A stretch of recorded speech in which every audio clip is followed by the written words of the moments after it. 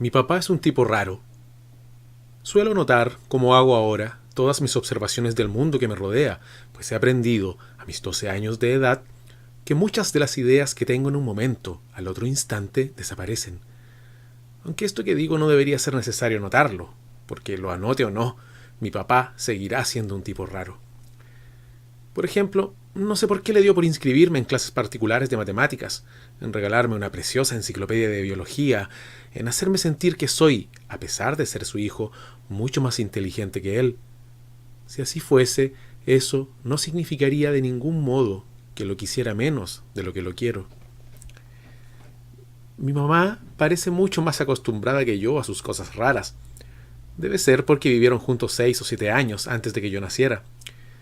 Aunque a veces, como cuando se pone a danzar en calzoncillos a la hora del desayuno o los fines de semana, mientras canta con esa voz de becerro afónico que pone cuando le da por cantar, de todas formas mi mamá se sonríe, incluso a veces se ríe, aun cuando solo sea un chispazo de risa.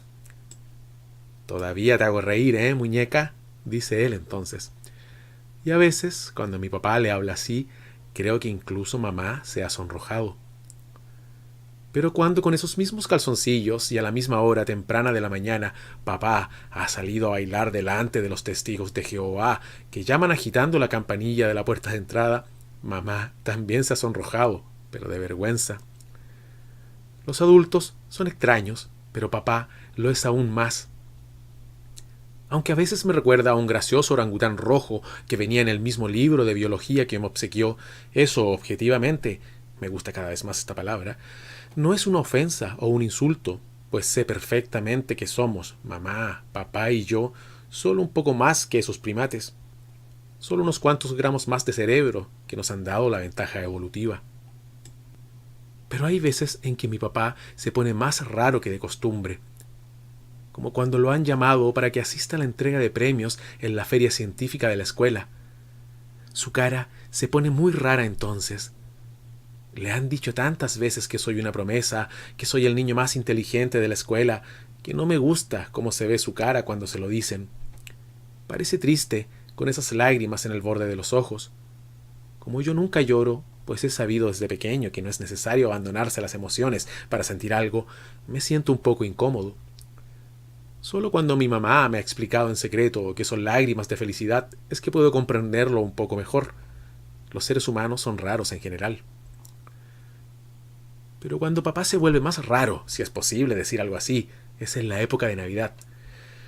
Es cierto que ya tengo 12 años, pero recuerdo desde que tengo 4 años, inclusive desde antes, que diciembre se aproxima, cuando mi papá comienza a escuchar las mismas canciones una y otra vez, especialmente los sábados por la mañana.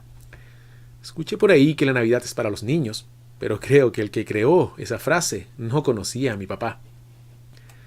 No es que no me guste la Navidad, de hecho es una buena época, porque sé que pronto tendré que dejar de levantarme temprano, y que algunos de mis compañeros son más amables que el resto del año porque se aproxima la perspectiva de dejar la escuela, que algunos aborrecen, cuando la Navidad aparece en el horizonte. Pero tanto como a papá, eso ya es demasiado decir y no es objetivo. Recuerdo que cuando era más pequeño, en cierto sentido me gustaba ayudarlo a armar el árbol de Navidad, pero después otras cosas distrajeron mi atención. Descubrir, por ejemplo, cómo funcionaban los filamentos de electricidad de las luces, o estudiar los reflejos en las bolas de adorno y sus curvaturas y deformaciones. Mi papá lo comprendió pronto. Desde que tenía 5 o 6 años, dejó de pedirme que lo ayudara a tender las luces alrededor del árbol y a colgar los muñecos, casitas y figuritas de adorno. Mamá, ciertamente, siempre está ocupada en otras cosas a la hora de ese ritual. A mamá le gustan otras cosas de la Navidad, no precisamente armar el árbol. Pero la parte más extraña, para mí, de todo este ritual, una vez traté de explicarle que se trataba de una costumbre muy poco cristiana, sino más bien pagana, sin que papá me prestara atención, es el asunto del pesebre.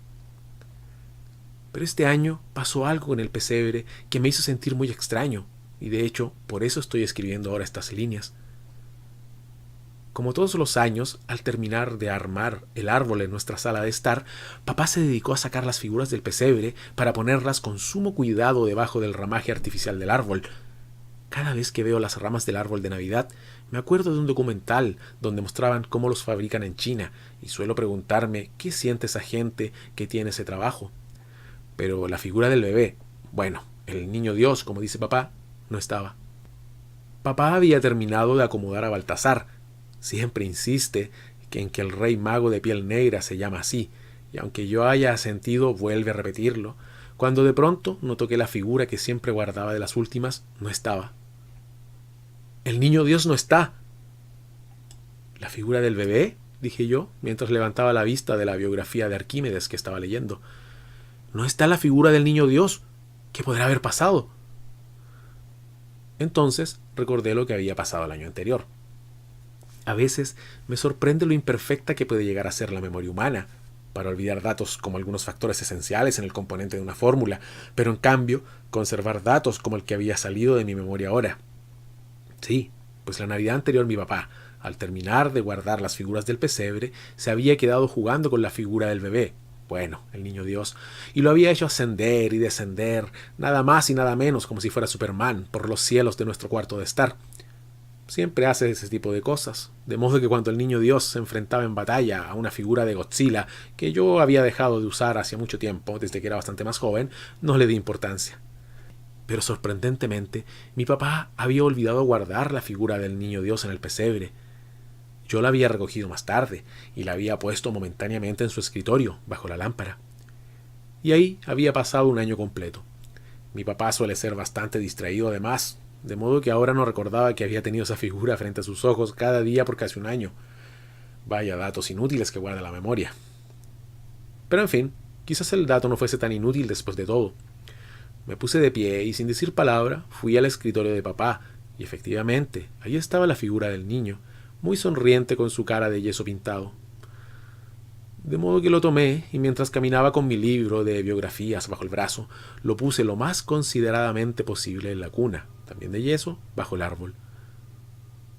Creo que esa ha sido la única vez que mi papá me ha gritado. Fue solo un segundo, pero me sobresalté bastante. Inclusive mi mamá asomó la cabeza desde el dormitorio para ver qué había ocurrido. ¡No! ¡No es así! Había sido el grito de papá. Papá había gritado al verme poner la figura en aquel lugar. Enseguida, con la cara súbitamente suavizada por una sonrisa, me dijo: «Hijo, aún no es el momento». Tomó con mucho cuidado la figura y me dijo muy suavemente: «Póngala de nuevo donde estaba». Hice lo que me pedía en silencio. La sonrisa de yeso no parecía haber sufrido cambios, objetivamente hablando. Y eso fue todo, y todo volvió a la normalidad, hasta la Nochebuena. Creo que papá hoy me enseñó algo, aunque no sé bien aún cómo definirlo. Déjeme terminar de explicarlo. Como todos los años, después de la cena de Nochebuena, de la ceremonia de los regalos, que por supuesto me trajo la enciclopedia que había pedido con el rostro de Pitágoras en la portada, mi papá hizo algo que hace todos los años, pero esta vez fue distinto. «Hijo, ven conmigo». Su voz, normalmente suave y calma, pero ahora lo era de un modo distinto, de modo que dejé de lado la enciclopedia y lo acompañé. Caminamos hacia su escritorio en silencio. Podía ver su gran espalda, donde de pronto descubrí que realmente mi papá es un hombre bastante robusto, y cuando llegamos a él, se sentó en su silla de madera y encendió la luz de la lámpara. Mi papá siempre hace todo lo que está haciendo con música, pero esta vez todo estaba en silencio. Me sentí un poco raro. Entonces, papá tomó la figura del niño Dios con sumo cuidado, como si la acunara entre sus grandes manos. La sonrisa del niño brilló un segundo bajo la luz de la lámpara. «Vamos, ahora sí». Sin apagar la luz de la lámpara, comenzó a caminar, y yo, detrás de su gran espalda, por supuesto. Cuando llegamos a la sala de estar, mamá y la abuela y el abuelo conversaban y reían relajadamente. No parecían prestarnos atención. Entonces, mi papá, al llegar al árbol, que se veía bastante bonito e intergaláctico con todas sus luces encendidas, se inclinó poniendo una rodilla en tierra y depositó la figura en medio del pesebre. Ahora sí, el niño ha nacido. Y se dio vuelta para mirarme. Su mirada era por completo distinta a la que le conocía. Me miró en silencio mientras sonreía, mientras objetivamente hablando su sonrisa se amplificaba en su rostro, y en un segundo sentí que me estaba enviando un mensaje telepático o algo, o que hablaba sin mover los labios. Sus ojos se habían vuelto tan profundos que era como si me dijera muchas cosas a la vez, pero de otra forma. Parecía una persona por completo distinta, sin dejar de ser él. No sé ya cómo explicarlo. ¿Cuánto duró eso? No lo sé. Mi mamá y la abuela y el abuelo parecían hallarse muy lejos de nosotros. Sus voces sonaban como si estuvieran debajo de la superficie del agua. Sé que tengo 12 años, que ya soy lo bastante grande para entender ciertas cosas, pero esa mirada de mi padre de esta última Nochebuena es algo que tengo la impresión, objetivamente hablando, me costará mucho tiempo descifrar. Quizás lo haga cuando ya sea adulto. Mi papá es un tipo raro, pero lo quiero, y mucho, muchísimo.